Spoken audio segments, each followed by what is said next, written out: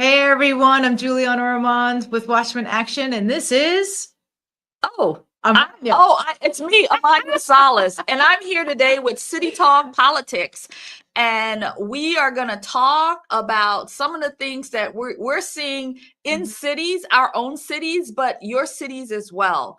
And so we're talking today about our health, medications, and at the center of this conversation is really going to be the confirmation of our new health czar. We're going to make America Healthy Again, RFK Jr., who is being confirmed as we speak. And so we're going to talk a little bit about that surrounding what's happening there and how we perceive that and how that's going to affect we, the people in the society. Amen.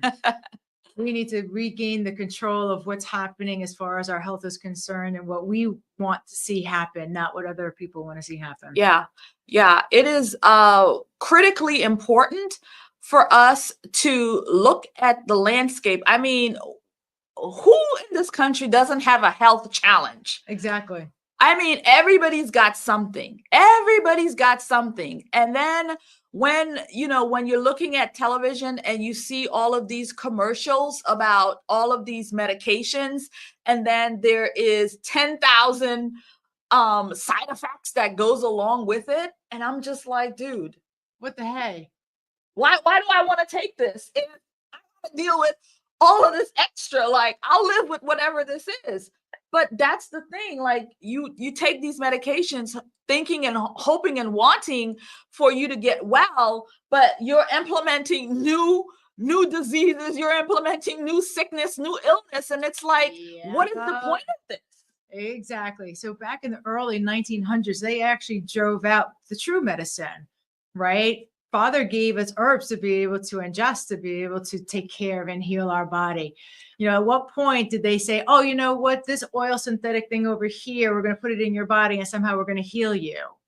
And I think that's what RFK is trying to push towards, where he's like, you know what, we need to look holistically at what's happening, with our health. And which is why he, when they were pointing at him and asking him questions, they wanted to pinpoint him into, are you going to be for the vaccine or against the vaccine? Are you going to, get rid of the vaccine schedule? Are you going to, what are you going to do? And I literally looking at him going, he's really down the middle of the road. And what he's saying as far as, health is concerned. But he's going, we need to look at the vaccines. We need to look at the food. We need to look at the sky. We need to look at, and he's right. And it's finally, we have somebody that's in there going, okay, we're actually going to look at what's causing everything that you were talking about, all the health issues that we're seeing. I think he said that 70% of our teenagers would never qualify to be able to go into the military because they couldn't pass the physical. I mean, really? 70%? Yeah. Wow. 70%. That is huge. That is huge. When we think about, okay, so we're raising our children, we're implementing them with all of these foods that's no good for them. Let's be honest. Like, let's be transparent about it. Exactly. You walk into the supermarket and more than likely, mom is not reaching for the vegetables she's reaching for what's going to make life easy for me right now. What can I put together? Can this, can that, can this, can that. And those are the things. Oh, here's you go, honey. Here's a can of SpaghettiOs, I'll throw a little bit of a whipped cream or something on there, livening it up. But essentially, who knows what's in those canned raviolis? Who knows what's being put in that? Poisons. The poisons. The poisons. And so when we are preparing meals for our families and we're using these pre-ready, concoctions, if you will, and so now our children are becoming obese. Our children are not healthy. And so now, to your point, Juliana, is that we're doing these things and the kids they're not healthy. They're not even able to go and defend this country. So they can't go into the services because why? They've got all kinds of diseases, asthma, diabetes. They have all these things. They have physical. They can't pass their physical. They're obese. They're out of shape. They're drag, they're just dragging. And so who's going to defend us? Because the Chinese people, Their kids Uh, are not like that. Their No. kids are mentally being trained, physically being trained, while our children are what? Lacking? Yep. I literally was at a grocery store one time, and these two heavyset kids came in, and I thought, oh my God, I know exactly where they're going, because I had seen a heavyset woman, and in her cart was nothing but processed food. It was, potato chips and pizzas, and just, I was like, and all I could think of was, to me, that's child abuse. Yeah. Does she not understand? Like, I mean, she is heavy. Is she not seeing what she's doing to her own children? No. This is not a genetic thing. No. No. No, this is a what are you consuming thing. And you're right. In order for us to be a healthier society, we really have to be, this is my word for this year, intentional. Yes. Right? Great About what we're doing in all aspects of our lives. Yep. But being that we're talking food and bodies today, so we have to be intentional about what we're eating. And we have to be intentional about our children and their health, because again, we are training them from the womb. We have to be intentional about what we feed them starting out. And so when they come out of the womb, our baby foods, I remember when my son was, a baby, I would feed him, I would make him, food from scratch. I mash up his mashed potatoes, mash up his carrots. I didn't really rely on the thing. Yeah, I really wouldn't rely on the jar. Not saying that I didn't use the jar food. I did. A girl had to work too. So I did, but I was intentional to make sure that he was getting nutritious foods as well. And as he got older, I still kept that, vegetables and everything. He grew up healthy. And once he got allergies, that became his downfall, is that he got allergies, and that had been a problem for him for a really long time. But my whole point is we have to be intentional about what we're putting in front of our children, because we have to be looking at these cereal boxes. We have to be looking at all of these things, because this is what's killing us. And before, they're 15 years old, they've got all kinds of diseases, and it's terribly, terribly sad. So we have to be intentional about the foods that we're making for them as they're young, as they move on into adulthood. Wow. Yeah. I mean, it's we have to. Why aren't we? Is that, what? I think it's all the propaganda. It's all what we see on TV. It's all what's flashing in our faces. It's all about, rush, rush, rush. It's all about convenience. We've gotten away from the core of, I know my grandparents. I remember, we had a garden in the backyard. We had grapes, and we had, tomatoes and other things growing. Like, we didn't just rely on going to the grocery store. My grandmother would go to get the milk and some cold cuts and whatnot and some bread, but we made everything from scratch, and we grew some things. At this point, we're not doing even close to that. I mean, we're going through McDonald's, and this is what we're feeding ourselves and our children. Yeah. It's so funny. I remember when my son was growing up, and we didn't eat McDonald's and stuff. We stayed away from that stuff, because he learned that, the French fries, nothing happens to it. We literally found a French fry from years, and it looked the same. It didn't turn. You know how food is supposed to spoil. It's supposed to turn, right? So what does your body do with that?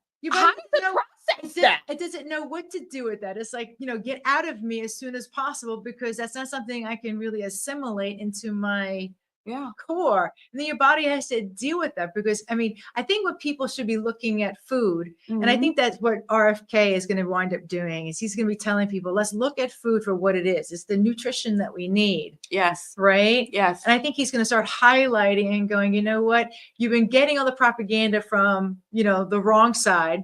You know, they're telling you to do the fast food and whatnot, and it's okay. No, we're going to talk about how, you know, the chemicals in the foods that the kids are eating, it's causing the ADHD, you know, all the extra stuff that's happening with the kids and the meltdowns that that they go through, right? There's a direct correlation to what they're eating to how they behave.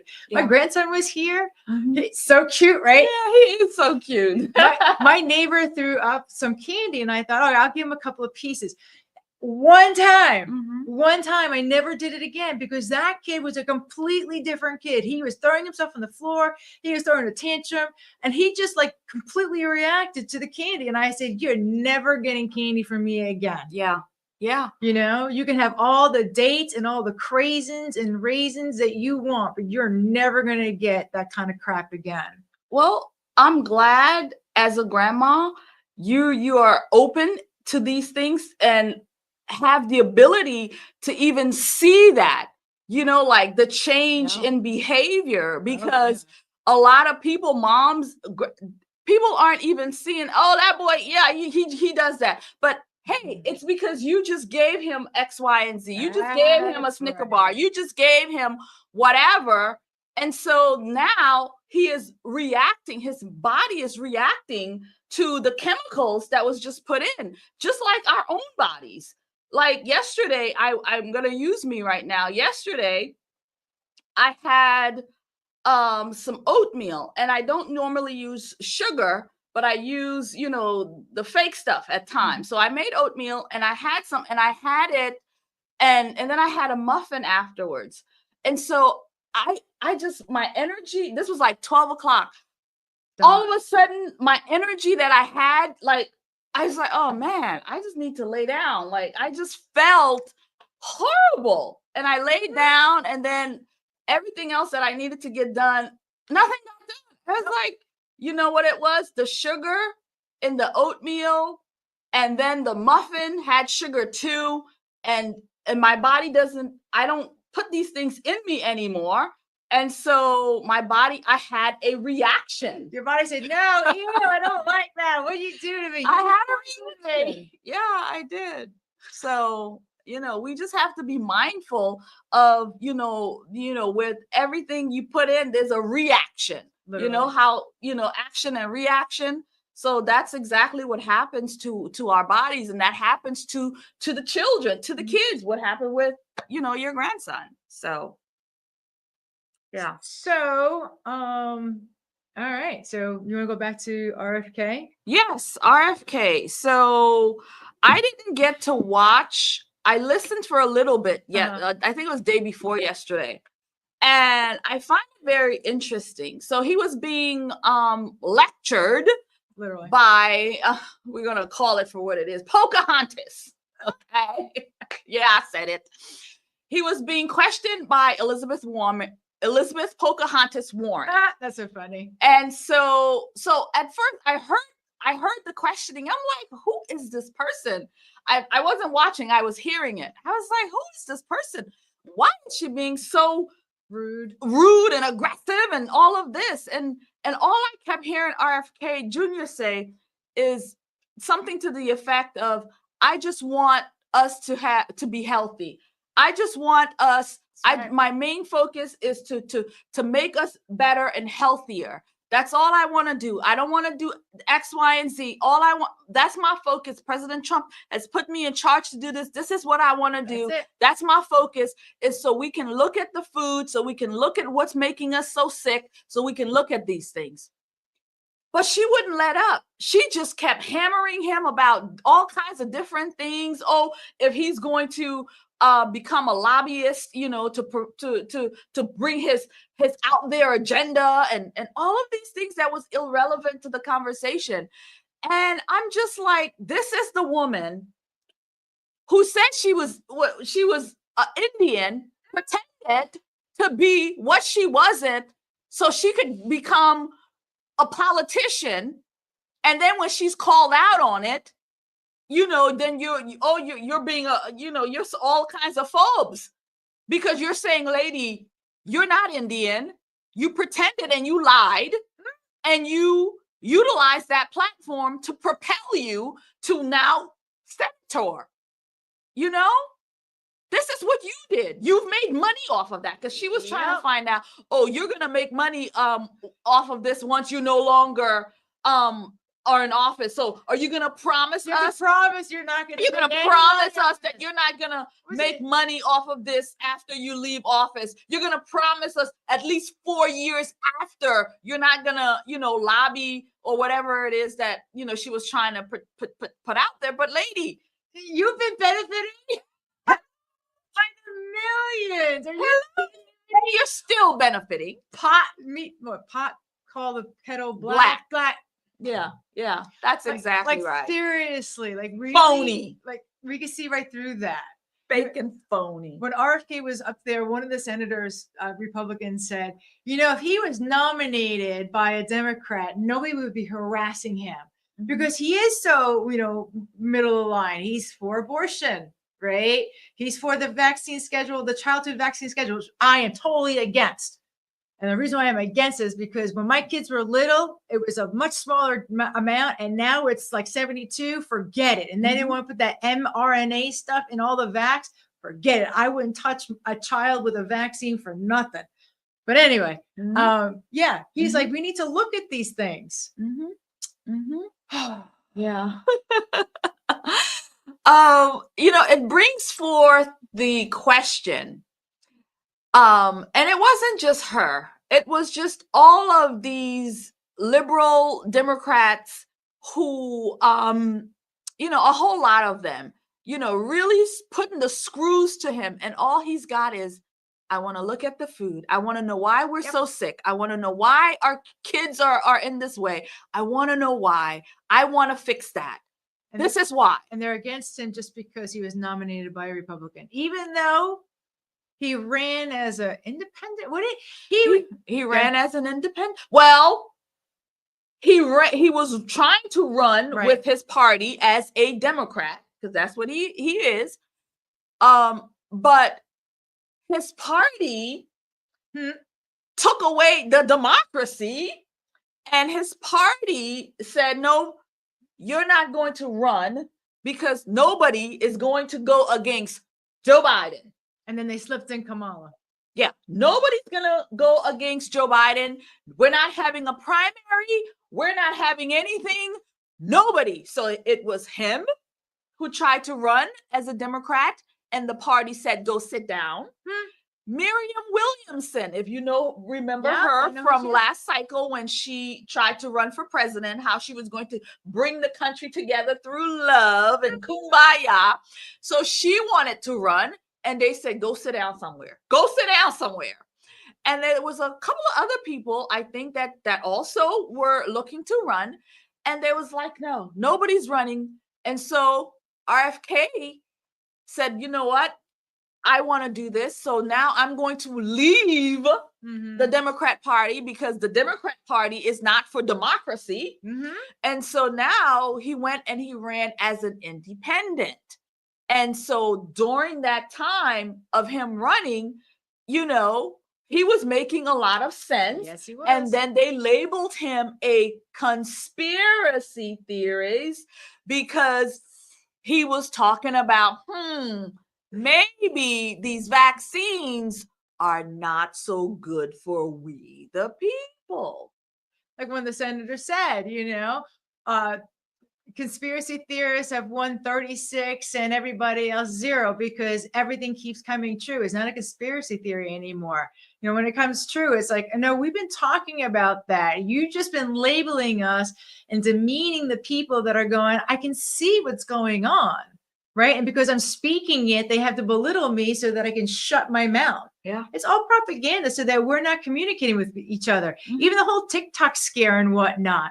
That's where we're all learning about what's going on in North Carolina, for example. Like if we didn't have other people coming on and doing on the ground reporting about what's really happening, we're not going to get that from, the mainstream media. They're not interested in telling us what's going on. Nope. right? Nope. Because they're at this point, I'm sorry, but when you're a criminal cabal and you're coming after we the people need to stand up and have our voices be heard. We need to hear each other and what's going on in the communities. That's the reason why Amania and I are doing this. Yes. Right? Yes. She's on City Talk and I'm doing Watchman Action. Why? Because we all have a voice. We need to be talking about what's happening in our community. Let's go back to the 15-minute cities and the Vision Zero that I'm now living in.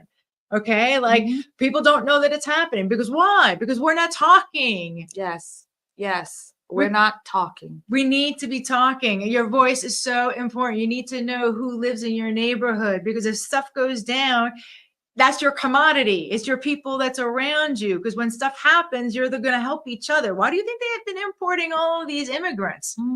Because I'm not going to pick up a gun against Amania. I'm going to go to Amania's house and pull her out and go, hey, give me your gun and, get down on the ground. That's never going to happen. But you know what? Hey, how many 6,000 IRS agents were hired and they had to carry a gun? There are more people that they wanted to hire for our IRS agents, right? Than we have in the FBI, the DOJ, all of them combined. That's right. 87,000 is what it was. It was 87. 87,000 IRS agents coming for us. That's their version of a military that they were going to use against us. Yeah. I want to know where our militia is. That's what I want to know. I want to know what they're thinking at this point. I don't know. But we need to organize. And one of the key things that we have in our toolbox to do that is our voice. And guess what? Julianna, you have a book that outlines all of that. Please share it with us how and what your book is all about. So we wrote a book and a workbook. So I'll start with the book, Empowered to Act, which is over your shoulder. The reason why we wrote is because we kept telling everybody, you need to read Rules for Radicals, right? Because that's Saul Alinsky's version of, how they've been coming against us in the culture and changing the culture, right? So we said, you know what, instead of having, sending people to go read that book because they weren't doing it, RC and I made the, I don't want to say Christian version of it, but just the conservative version of Rules for Radicals. Because, at least you need to know what the playbook is and you can start using the playbook. Well, then we also realized that we needed to have a whole workbook out of it. We saw that there were some great tools out there and there were people that wanted to get involved, but they didn't know how to get involved. So we needed to bridge the gap between the tools and the people to get them active.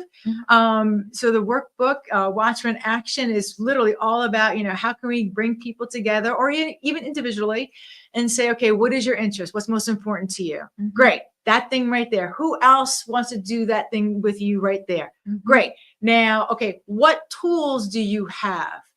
Right? Who do you have? Right? What opportunities are there? We help you figure out and create a strategy so that you go, I want to see X, Y, and Z happen. And this is what I'm going to do to make sure that X, Y, Z happens. I think it's really important for us to be able to say, you know what? We have the ability to come in and figure out what needs to happen. I always say that when Jesus was walking the planet, the government didn't take care of the people. The people took care of the people. Yeah. Right. But we've been disempowered. But now it's like, okay, so we've got the tools and you have the wants, right? Now, all we need to do is get you guys ready to be able to do what it is that we're capable of doing. We don't need the government to come in. North Carolina. They were like, oh, we don't know how long it's going to take for us to clear this road. People came in with their tractors and their whatevers, and they came in, they cleared the road within lickety split. They're like, no, we're not waiting on the government to come in and take care of the people that are over there and are blocked. Right? We came together and we did what we needed to do. People were buying water and shipping things up to North Carolina. Why? Because we don't need the government. We don't need FEMA. We don't need any of them. We can do it ourselves. Yeah. It's so funny you bring that up. Last week, I think President Trump visited North Carolina. He did, and he visited California. I covered that video. Karen Bass, the mayor of Los Angeles. And so President Trump, they were in a round table having discussions in reference to, getting started again, getting the cleanup done. And so she was telling people, like the community prior to Trump being there, that it's going to take us about 18 months to get this cleaned up. And so y'all just sit down somewhere while we figure it out. And so at that meeting, as she's talking about some of these things, and she, President Trump said, these are what you're telling these people. This is crazy. 18 months for this to be cleaned up. No, he says, these people are ready. They'll get it going tonight. All they need is for government to move out of the way for them to be able to access their own property so that they are able to implement and start doing the work as a community on their own. They don't need you to sit around or bring in contractors and then all this confusion about all of this. These people want to get into their place. They want to start fixing it. And so what happens to these people in your 18 months of waiting? Are they going to live in a hotel? Are you going to, provide them with that? Like, what's going to happen? These people, this is their home. They're ready to get things going. Within that 18 months, people can come from all over, trying to buy people's lands and trying to implement a whole new thing. No, President Trump said, no, that's way too long. That's not happening. Nope. We need to, he was like, I have presidential powers. You have powers too. As the mayor, you're able to do emergency powers and put that to work. And she's standing there, she a DEI, right? She DEI. And so she that. What are we going to do? It was brilliant. I loved it. There's no reason for there to be a gap in helping. We can send billions overseas to whatever country, name whatever country you want. I don't care. Yeah. When we've got people here in our own country that has issues, we know that they're blocking it, that they're causing it, that they're allowing these things to happen to us, the people. There's no reason for any of this to be happening. No. None. There's so much preventables. And I know we've talked about it before, but it really is something to say when we look at things that can be prevented. Like, we are literally causing ourselves strife and mischief and all of these things for no reason. Things can be prevented. Like, we're not saying that California fires doesn't come every year, because as long as I know, every year California is burning. But if we know these things and we put systems in place, Mayor Karen Bass, if you put systems in place for when these things do occur and come, you're better prepared. That's what being a mayor is all about, honey. That's what being a leader is all about, honey. This is your city, and you're supposed to be able to have systems in place to prevent these things. And if they do occur, we're handling it just like that. That's what being a mayor is all about. I think people are starting to sit back and see when you start. Okay, so my degree is in forensic psychology, right? And my minor's in forensic science. And I had to take forensic classes, right? Obviously. Yeah. When you start taking all the pieces of the forensics really means storytelling. When you start taking all the pieces together and you start adding them up, you start connecting the dots, all of a sudden you start to go, wait a minute. You can see what they're really doing. They're telling you one thing, right? But behind the scenes, it's like business. In business, exterior, everybody sees a certain something because it's being marketed. It's all propaganda, right? But behind the scenes, all these other things are happening. It's the same thing with our government. It's like they're telling us one thing, but when you start putting the pieces of the puzzle together, all the forensic pieces, all of a sudden you start going, I know exactly what you're doing and why you're doing it. Like, this is not accidental. It's not coincidental. What, LA 2028? That's a 15-minute city.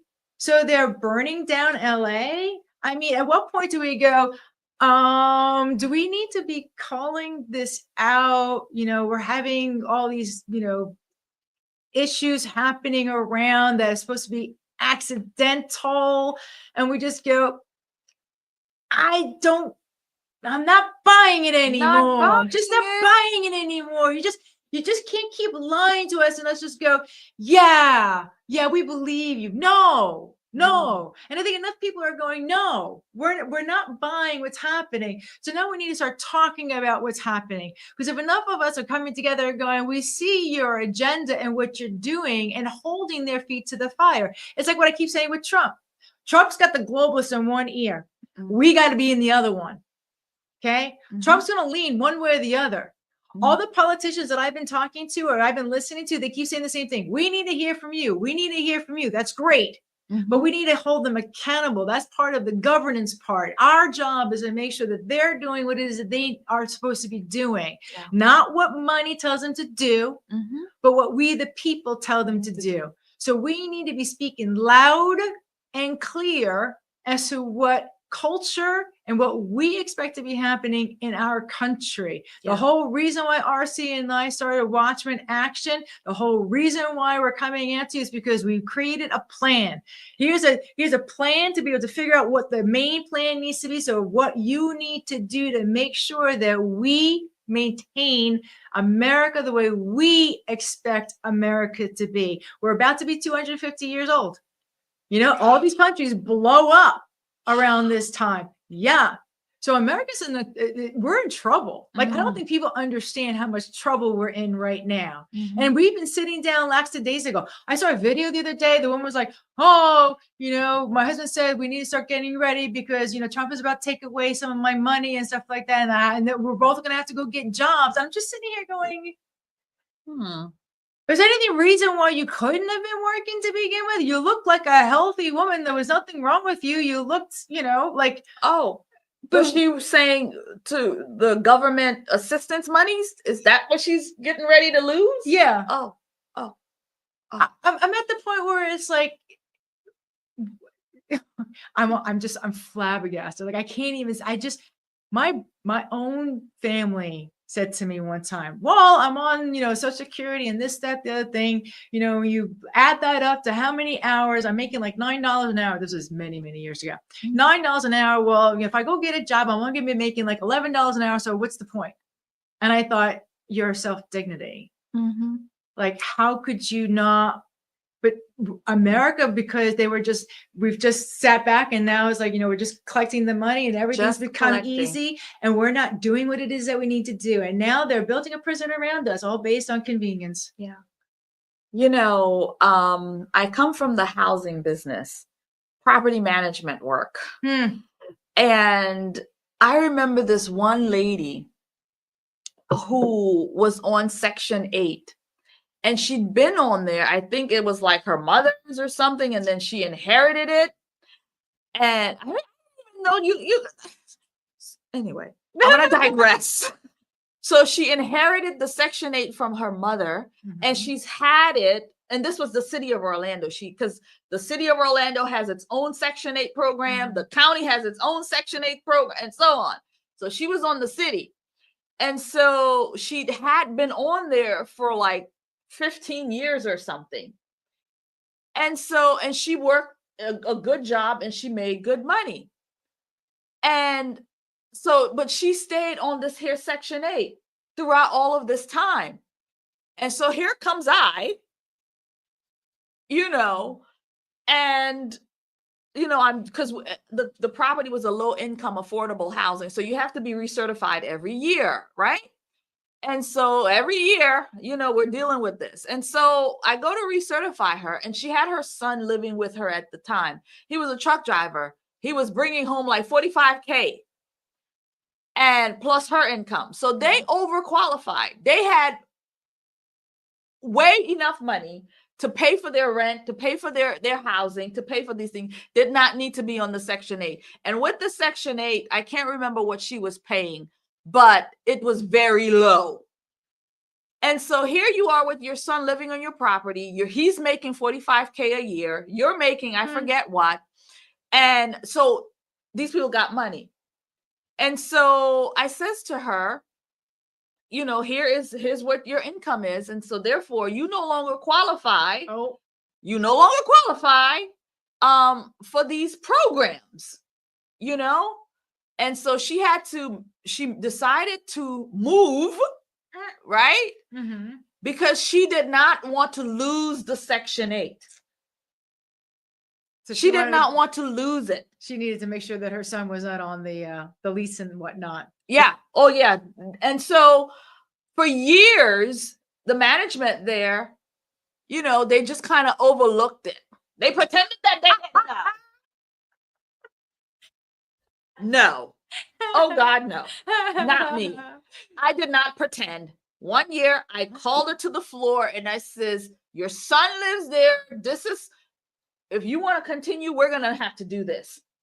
And so, oh God, yeah, she moved and she took her Section 8 with her. Wow. But that's what I'm saying. This is the kind of mentality people Yep. have. Like, and it's Yep. not like this was affordable housing. So you're already in lower market value property to begin with. You're already paying low rent. But you also have that incentive with that. So these people have no, motivation to get themselves out of things. Section 8 was put there as a means to help you from point A to point B. Right. It wasn't a means for you to inherit it like inheritance from your mama who sucked. You gonna suck the system dry, and instead of coming up and saying, I can afford it, I have my son who's and we can do better. Yeah, no pride. They packed up and moved to, there is no pride. And stuff like that irked me. Needless to say, I was not very popular.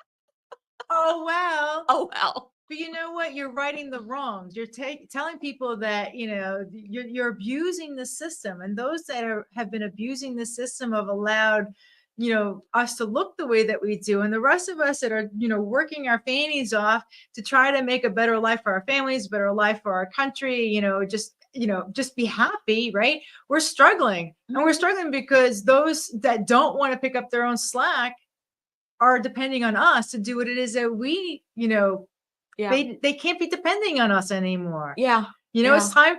Like, for example, Watchmen Action. I can't save the country by myself. I can't save my community by myself. If other people don't rise up and do what they need to do, I'm in trouble. So I need to have my community stand up. We need people like that to say, no, I'm not going to be, sucking on the system anymore. Right. I'm going to start contributing instead of taking from the system. Yeah. Yeah. It is about pride. And Julianna, I look at our society now and I look at, and I says, man, we have no pride as people, as women, as, we have no pride in ourselves, no pride in our country, no pride in anything. We just throw on and whatever, and we go to the market with our head rags and our pajamas, and the men, their butts hanging out. Everybody's in flip-flops and socks. When I tell you that irks me, I can't stand flip-flops and socks. I know there's stories behind that. We're not going to go deep in, but that's a pet peeve of mine.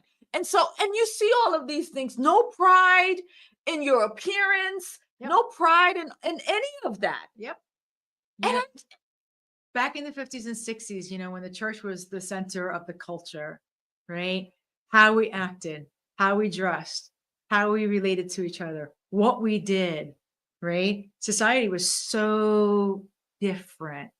I want our viewers to start imagining being able to have a society like that again. Because the young guys, they're all saying to us, the Gen Xers, they're saying, you know what? We want to be home moms, be home with the children and do that role. Husbands want to be able to go to work and make a decent living so that he doesn't have to worry about, paying a mortgage and the car payments and whatnot. That's what we used to have. We don't have that today.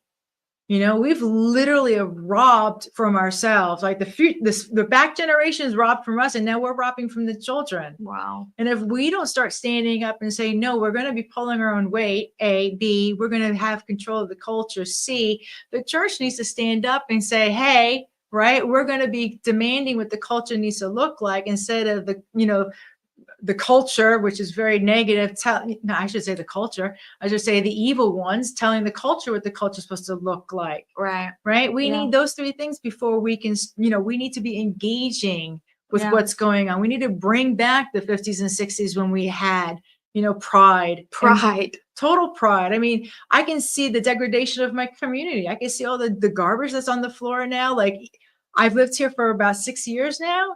and I can see it steadily getting worse. Like, why? Why? People will open their door and just put their garbage on the floor and back out of the parking spot. And I'm just sitting here going, what gives you the right to think that somebody else needs to pick up your garbage like that? Yeah. But that's literally where we're at.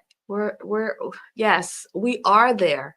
And when you look at different communities, and I'll take a close community now. So Eatonville, okay? This community that's close to us. And we have Maitland community close to us. And I drive through both because when you leave one, you go into the next one. And I'm driving through Maitland and it's so nice. It's pretty. It's lovely. The trees and so on. It's just a peace. I'll go through there because it's a peaceful drive, right? There's no trash, garbage, none of that. Everything is lovely. And just a block down, I land in Eatonville. And I'm like, dude, what happened? What happened? Same thing, same land, same sky, same everything. Water, the plants, just the same. Everything's the same.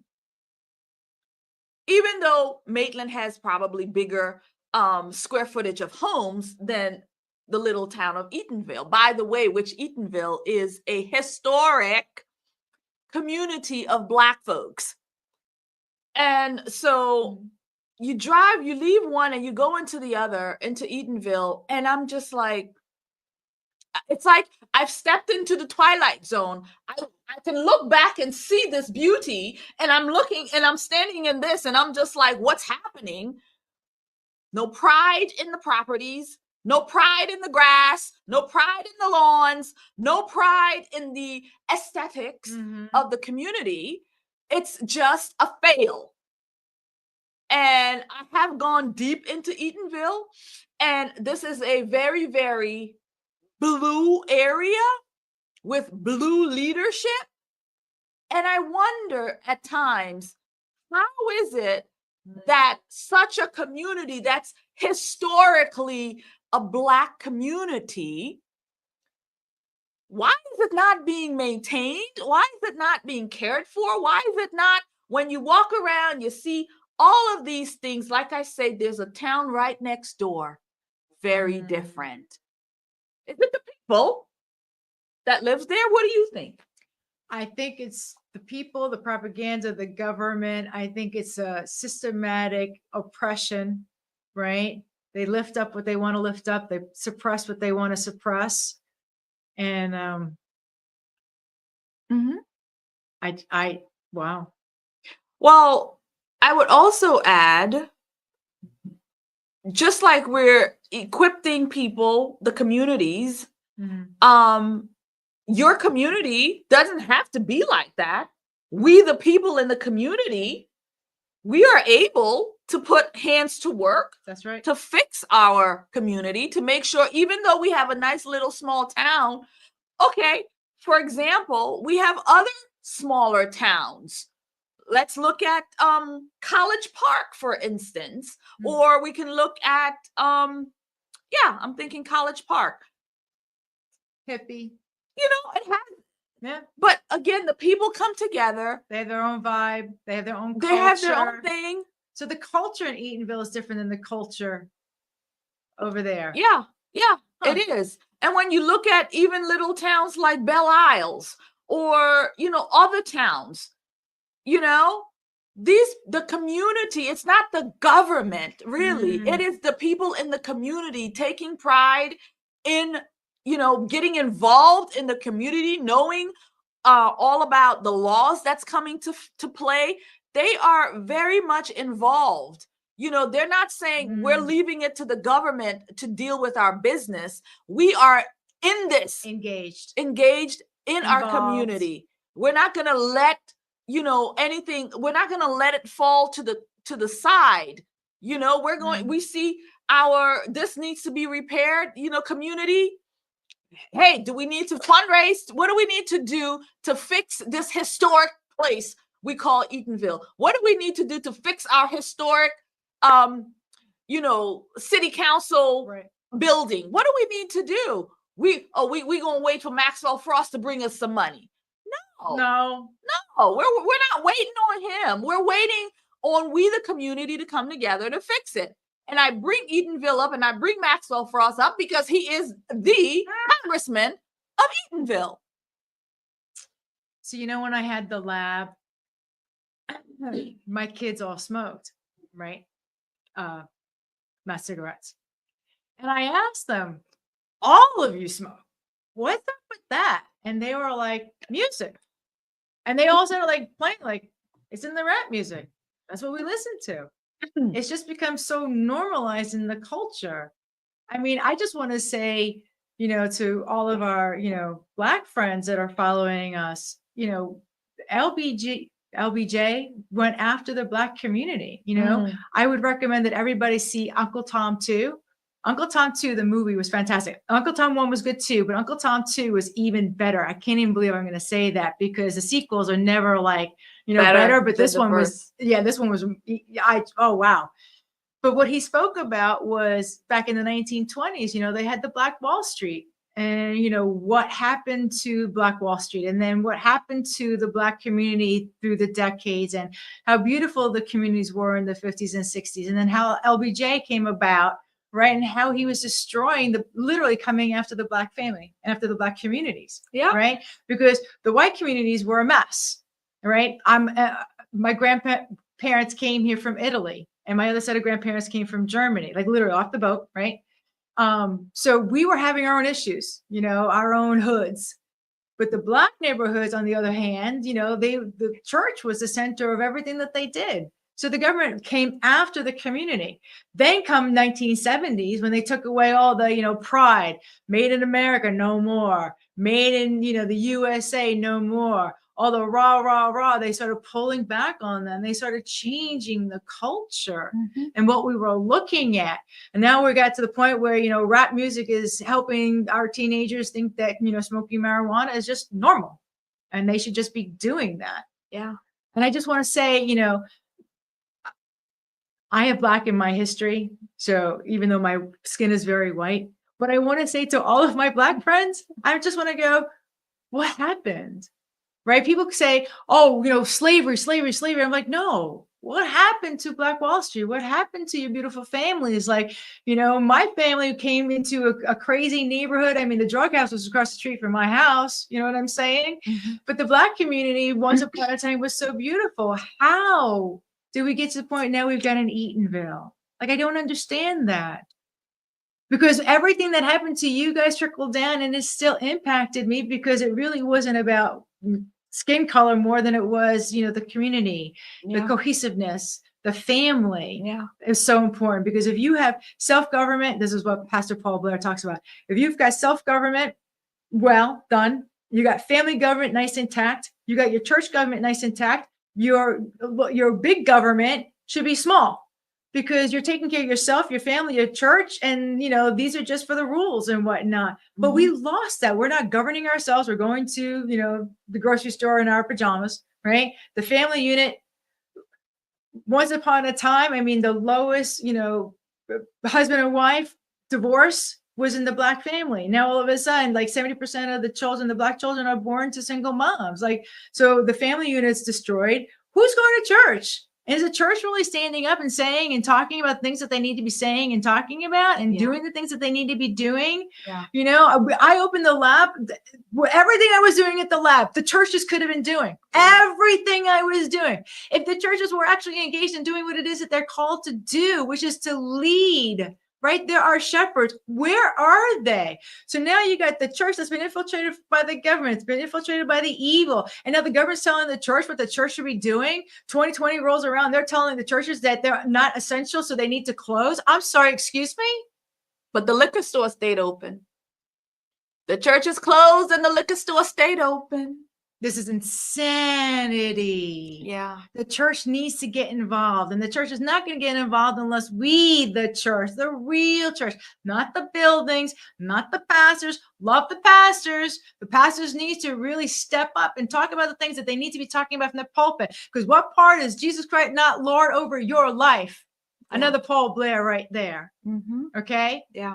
Who do you think made government? Father made government. Everything comes out of the Bible. The things that they're doing it's the Bible. Yeah. Therefore, we need to get back to Father's law for what Father wanted us to have. But we, the church, need to step up and say, pastors, lead. And if you're not going to lead, then we need to find somebody to step in and start talking some real truth about what needs to happen in our society. The war on women. Oh, we're going to be talking about, my husband and I on We Are the Watchmen Weekly. We're going to be talking about literally the war on women and how they are now able to. Now, my husband and I have been talking about this for about 13 months now. Mm-hmm. How they can take a single cell from a single person and make a baby. And they can also make the baby outside the womb. They can make it in, some middle contraption. Wow. Okay. Mm-hmm. So, well, if they can do that, they don't need you or I. No. They don't need the women. Right? Because they can create the baby that they want, how they want it from whoever they can slice it. And if you want to have the baby have the genes from multiple different people, you can do that too. And most people are like sitting here going, Julianna must be crazy. I can't believe she's saying these things. No, my husband and I, we're investigative reporters. We've been talking about these things for the last year, over a year. And it's like people don't realize, like when we talk about transhumanism, that's a real thing. That's a real thing. That's a real thing. Mm-hmm. Mm-hmm. Yuval Harari, or however you say his name, was talking about this is the last generation of real humans that we're going to have because, they can now change our DNA. Written on our DNA is our father. Do they want to change our DNA? Yeah. Whoo, girl, that's a lot you just said there. Well, I hope people hear that. I hope it scares people enough to get off the couch and do something. Well, I heard it, Julianna.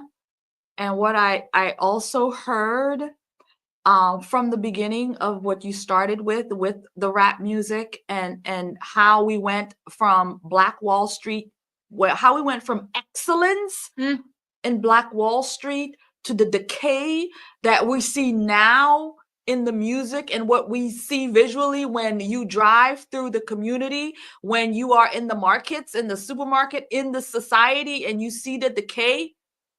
Well, and then you see the failures of the church. Everything we're talking about, we are literally looking at the failures of the church. Yep. Because this is a moral decay. And this is where we are literally breaking down as a community, as a society, as we the people. Mm-hmm. And that a part of that breakdown is the breakdown of the mother, the woman, we the woman. And so as they start to take away, we saw it, all of a sudden men want to become women. As we see the decay happening, men trying to overtake women's spaces, women's bathrooms, women's sports, anything where the woman dominates, you're seeing men bringing their one-eyed selves into that space. But it is the decay. It's crazy that President Trump had to put out a thing and say, we're going by two genders, male and female, because the society has gone off the deep rails where a man can actually believe in his mind and his thoughts that he can become a physical me, a physical you, and, and he can call himself whatever he wants just because he puts on lipstick, a wig, and a dress, and he can call himself a woman and then goes and have surgery to cut off his penis and say, I'm a woman now. And if you say, well, no, friend, you're not a woman. You're just a man who cut off his penis. And you put on lipstick and a dress. A pig is still a pig, no matter how much lipstick powder you put on it. It's still a pig. And so, again, it is the decay of our morals that has brought us to this forefront where men are protectors have decided, I want to be you, they are no longer protecting us. They want to be us. And this is not a lot. And so and these people have mental illness, but the men the true protectors, I want to know, why aren't they standing up and saying, we're not going to allow this nonsense to go down. We're going to protect the women. We're going to protect them because they are a part of who we are. That's right. But the decay is happening, and this is where it is. And we see it in the rap music, the way they disrespect we the women, the way they demean we the women. And what really boils me even more is when I see the women, the rap artist women, I can't think of their names at this moment, but the rap artist, Foxy Red, what's her name? Sexy Red. Oh. Sexy Red. Okay. So those kinds of women, when they come out here and they spread eagle their vaginas and say, I am woman. No.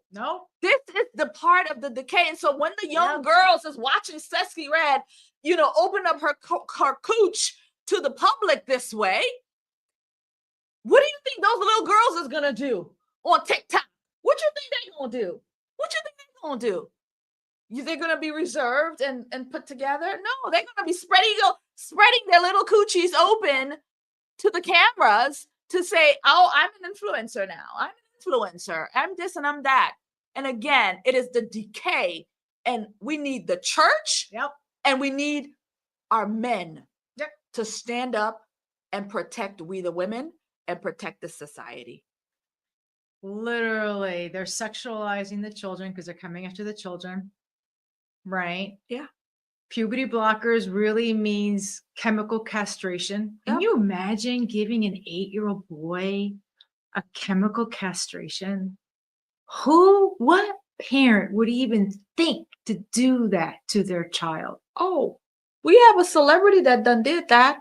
Oh, Gabrielle Union and her husband, the basketball player. I don't know. They castrated their son.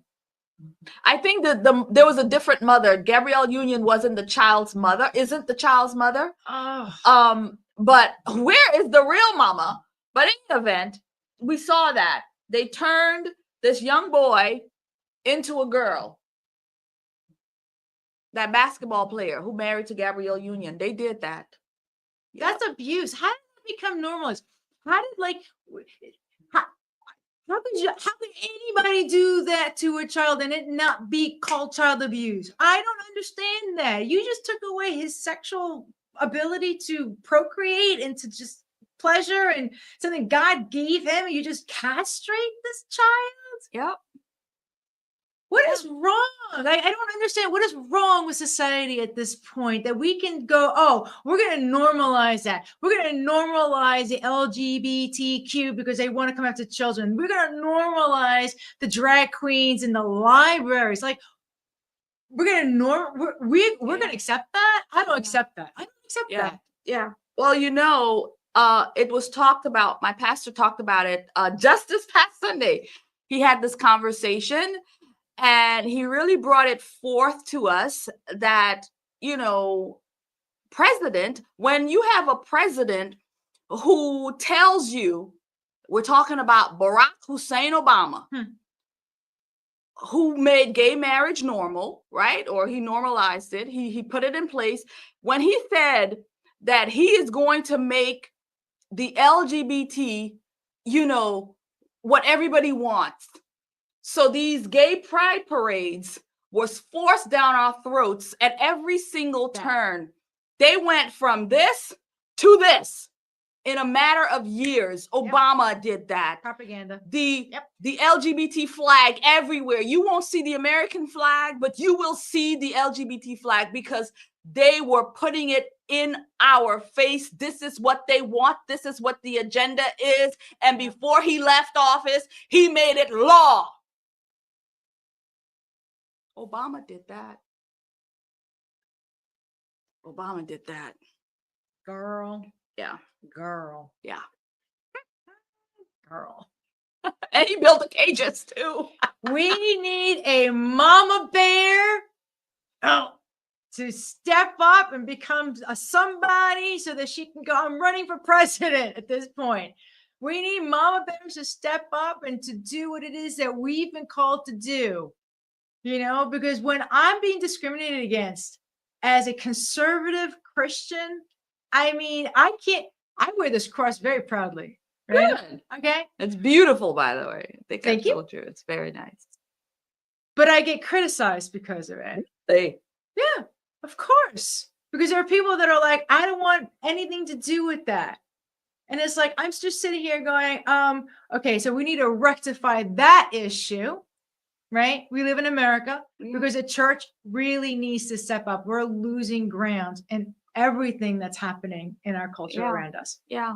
The church. The church. The church. I mean, that's where, and I'm proud to say I have a church that speak on these things. Like I said, my pastor talked about Obama and how we got here with this whole craziness of transgenderism and, men wanting to be women and men in women's spaces and boys and girls cutting off their body parts, little girls cutting off their breasts, and all of this. Pastor Paul Blair did 2 sessions of biblical sexuality and talking about how important it was. He went after all the globalism stuff and the climate change, spent 2 sessions on that. Like, you need to have a pastor that's standing at the pulpit and telling you the truth of what's going on, because we're going to continue having chemical castrations if we don't. Yeah. And it's very sad. Yep. Very, very sad. All right. So we're at an hour. We are indeed. I love you. Oh, Jules, thank you. I love you too. And we have great talks. We have great talks. We want to encourage. Here's your call to action. 1, you need the book Empowered to Act. 2, let's talk about Watchman Action and how you can start doing a Watchman Action program so that we can get your community moving, right? And 3, start your own podcast. I don't care if you're just doing you're having a conversation once a week with somebody. Invite your friends to talk. Have a conversation about what you're seeing in your neighborhood. I've been talking about Vision Zero. Why? Because this is 15-minute city. I'm not interested in living in the middle of a 15-minute city. Therefore, I need everybody else who lives here to understand that you live in a 15-minute city. And what are we going to do about it? Okay. Yeah. So start talking, start having conversations with the people around you, knock on your doors, get to know your neighbors, and just start talking. All right. All right. So what I'm bringing to this is I have Liberty Talks. They're essentially town halls where we come together and have a conversation. We've had some very hard conversations at our Liberty Halls, and our next conversation is happening on February 26th. This is a live event in Orlando, and we are inviting people to come. We have 4 ladies. This is a conversation from the wives' perspective. All 4 ladies are married women, and we're going to be talking about the breakdown of the family, how to preserve the family unit.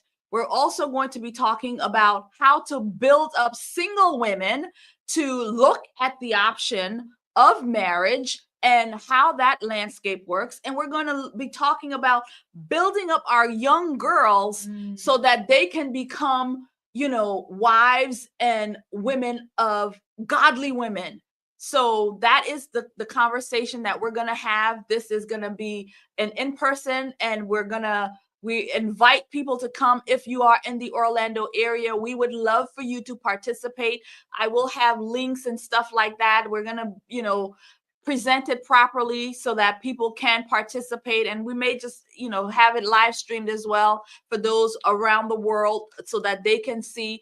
And again, what we're doing is having conversations live and again, bringing the community together so that you can do it too. Liberty Halls, you can do it too. Bring people together. Right. Let's have a conversation about the issues. Let's have a conversation about the things that we're seeing in our community, because that's what I saw. There was a need for it. And I went in, God put the vision in my heart, and I started to pull it together, and he brought people like Julianna and RC, Coach Boom, and different people to help me put this thing together. Right. And I'm very proud of it. And our first Liberty Hall next month on the 26th, and it's going to be fabulous.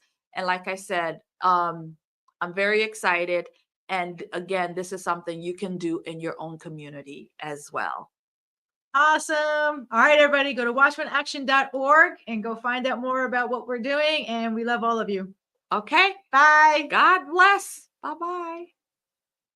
Like, share, comment, and subscribe. That could be important. Please do.